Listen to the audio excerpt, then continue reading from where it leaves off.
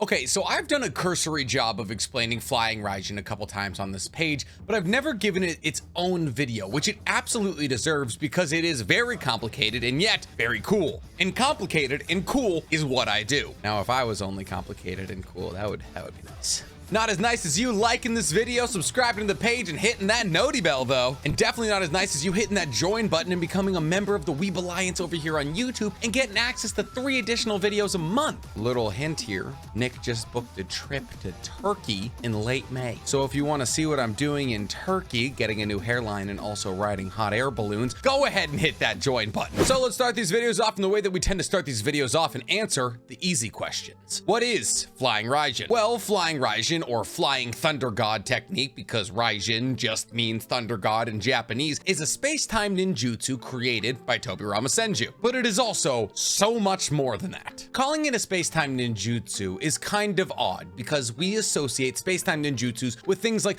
opening up portals to Kaguya's dimension. But this is one of the fundamental misunderstandings of flying Raijin. It is traveling between dimensions. In fact, it's basically wormhole theory. I'm not going to explain wormhole theory in depth, but imagine you want to get from this point to this point. Common sense would dictate the fastest way to get there would be to take this straight line, right? But what if you can fold the paper? If you can fold the paper, then these 2 dots are on top of each other, which means if you go through the dots, that's the quickest way. That is essentially what we have theorized wormholes to be capable of doing in space. A connection to 2 places in space-time that doesn't obey linear space-time. Why am I talking about wormholes? Before flying Raijin can be used, you have to set a seal somewhere. Think of this seal a bit like the summoning mark you see when Naruto bites his thumb and puts it on the ground, or the same with anybody when they summon either an animal or a weapon. This mark you create is essentially a summoning circle for yourself. And the craziest bit is this summoning circle can be put on anything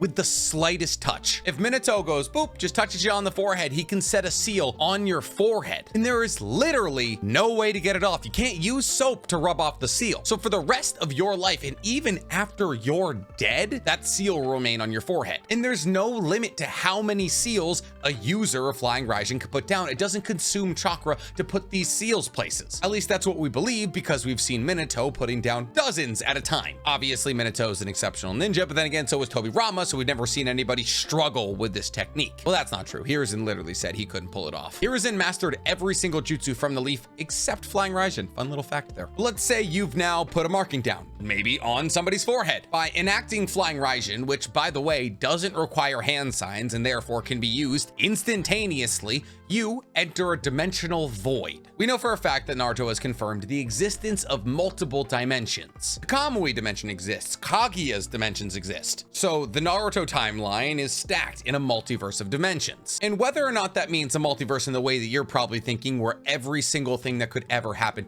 has happened, doesn't really matter. I more believe that Naruto is the main dimension and there's offshoot dimensions where some other things happened, but it's not all based on the same timeline. Regardless, what's important is there's multiple dimensions, but there's space between those dimensions. And since the space between dimensions technically has no matter and therefore technically doesn't exist, there's nothing stopping somebody from traveling instantaneously through it. So in a sense, these dimensional voids act like a wormhole. The best way to explain it is, while technically this dimensional void has no matter and therefore doesn't exist, it runs parallel with the entirety of Naruto's space-time. And since Minato and Tobirama are entering this nothing, they can travel through nothing immediately. And since this dimensional void covers the entirety of Naruto's space-time, they can travel to anywhere in Naruto's space-time. Well, they can't travel backwards or forward in time, they can only travel through space, but you get it. And because they're traveling through nothing, no matter how far the distance is, it's instantaneous. So Minato could jump from me to my computer as fast as he could jump halfway across the earth. In fact, this jutsu works so quickly that people mistook it for body flicker technique. You know, the technique that Shisui was famous for, that actually a lot of people can use. I don't know why we only attribute it to Shisui, but it looks like body flicker technique, which leaves physical after images because the person is traveling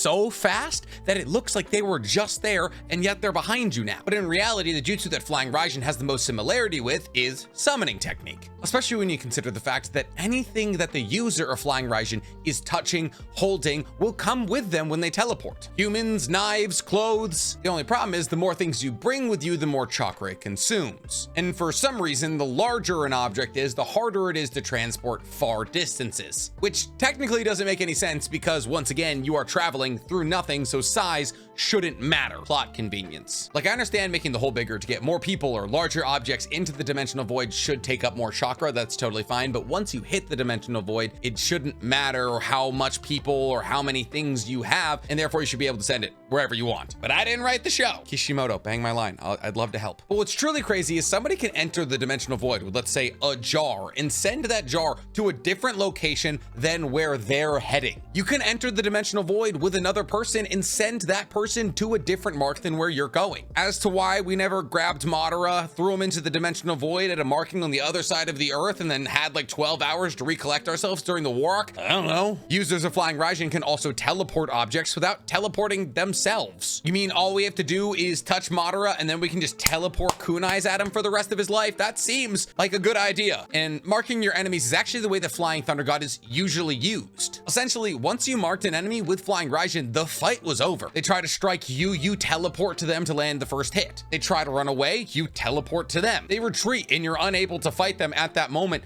literally any day for the rest of their lives, and even when it's over, you can resume the fight. Because of this, the Naruto databook actually likens being hit with one of these seals similar to Guin Jutsu. You see, Guin Jutsu are jutsu specifically made to put people under your control. Orochimaru's cursed seal, the tags he puts into the head of Edo Tensei bodies, and Flying Raijin. Imagine you just fight Minato one day and he puts a seal on you and you're like, oh, well, at least let me get away. And then the next morning he's there with a kunai to your throat. You're sitting down to take a number 2, kunai to the throat. Having dinner with your waifu, kunai, throat. You have essentially become Minato's slave. But Flying Raijin isn't even always offensive. In fact, it's largely used in a defensive capacity. This is why throwable objects are often marked with the seal. And users of Flying Raijin will take these kunai, just like that one right there, and scatter them across a battlefield. Oh no, here comes a tail beast bomb for my head. Cool, now I'm 100 yards backwards. This makes it even easier for the user of Flying Raijin to mark the enemy with a seal. So obviously users of this technique are going to be considered fast. You can't be faster than instant. I mean, that's faster than the speed of light. Because if Minato created a seal on the sun, let's say, he would get to the sun faster than light would get from the sun to the earth. So both Tobirama and Minato were considered the fastest ninjas alive when they were both alive. But just having Flying Raijin doesn't necessarily make you fast. I mean, sure, you can teleport, but how fast are you on your feet? Well, both Tobirama and Minato were very fast to begin with, but the Flying Raijin technique helped. Helped so much that actually during the Third Great Shinobi Worlds War, Minato was given the name Konoha's Yellow Flash. And this wasn't for the reason that you think. See, in the video games, when Minato uses Flying Raijin, he leaves a yellow trail. That's not the case in the anime and the manga. He was the Yellow Flash, A, because of the hair, but B, because he would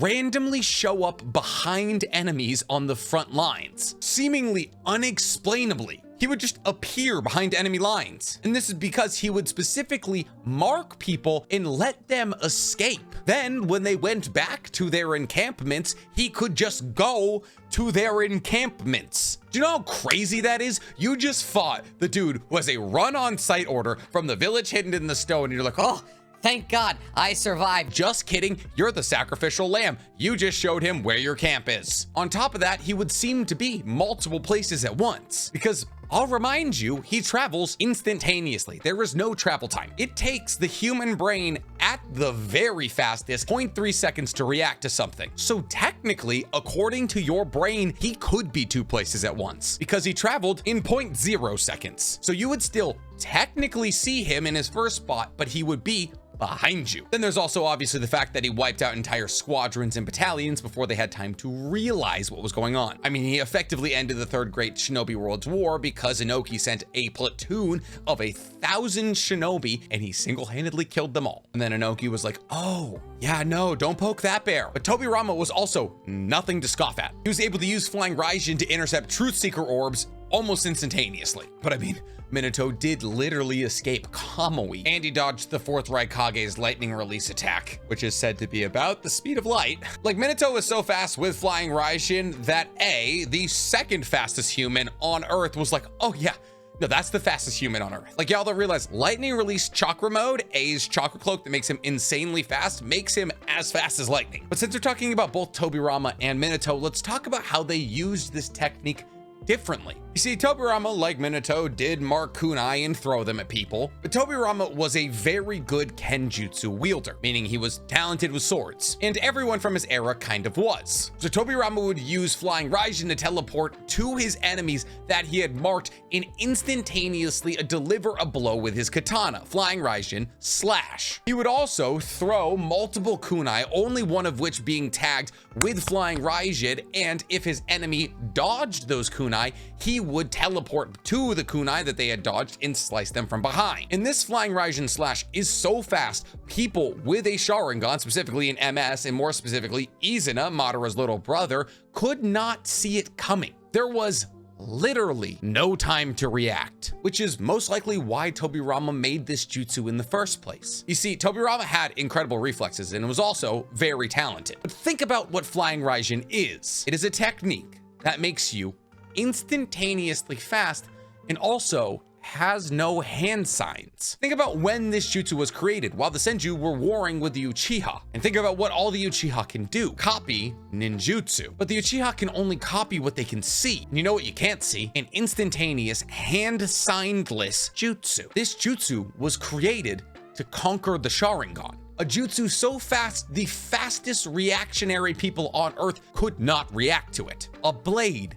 so quick, the fastest hands on Earth couldn't defend against it. As to how Tobirama figured out there's a dimensional void between our dimension and other dimensions, and I know how to get there and also how to travel through it, oh god if I know. The most popular theory, and my favorite theory, is that after watching Hashirama use summoning jutsu to pull all of his weapons to him in the field, because you know the big scroll on Hashirama's back? Yeah, that's a scroll with all of his weapons. Hashirama, before he used all of his wood release for everything, was actually a huge kenjutsu user. We're gonna cover Hashirama one day. So yeah, after figuring out that things can be teleported to a place instantaneously using seals, Tobirama probably did some deducing and figured, hey, maybe I can summon myself somewhere else. And that's what he did. But I'm off track. Let's talk about how Minato used flying Raijin differently from Tobirama. Minato focused more heavily on the kunai, giving himself areas and new places to jump to instantaneously in a battlefield. We see this with flying Raijin's second step, where Minato throws a kunai past an enemy, teleports to it after they dodge, and puts a Rasengan down on them.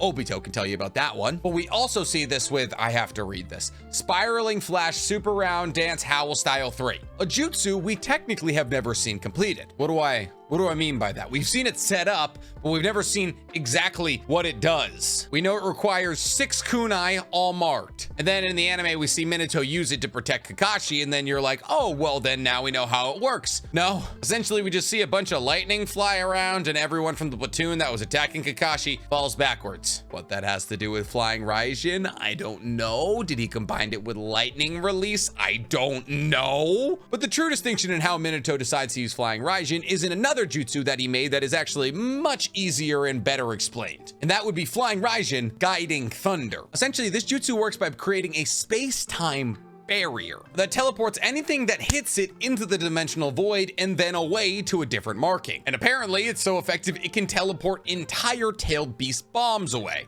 But not that far, because the whole big things can't go very far through nothing rule. That being said, imagine he just sent it to some dude he marked like 20 years ago. Oh, thank God I was old enough to miss the draft for the 4th Shinobi World War. But what's truly crazy is that these markings aren't specific to Minato and Tobirama. Any marking Minato made, Tobirama could use, and vice versa. In fact, when they were both brought back during the war arc, they capitalized on this. They used, and once again, I'm gonna have to read this, Flying Thunder God Mutually Instantaneous Revolving Technique. God, I hate how Minato names things. But they could jump to each other's markings to mix up battles and make people uneasy or question where they're coming from. And if there's one thing worse than one person who uses flying Raijin, it's 2. And that's it. Everything we know about flying Raijin, the scariest jutsu in Naruto. If you guys enjoyed this information dump on my end, please go ahead and like this video, subscribe to the page, and hit that noti bell. And if you really like the video and you want to see what goes on in my daily life through vlogging or see some anime videos that aren't quite long enough to post on this page here, please go ahead and hit that join button. You see, when anybody asks me, what jutsu do you want from Naruto? I'm not like fireball jutsu or body flicker.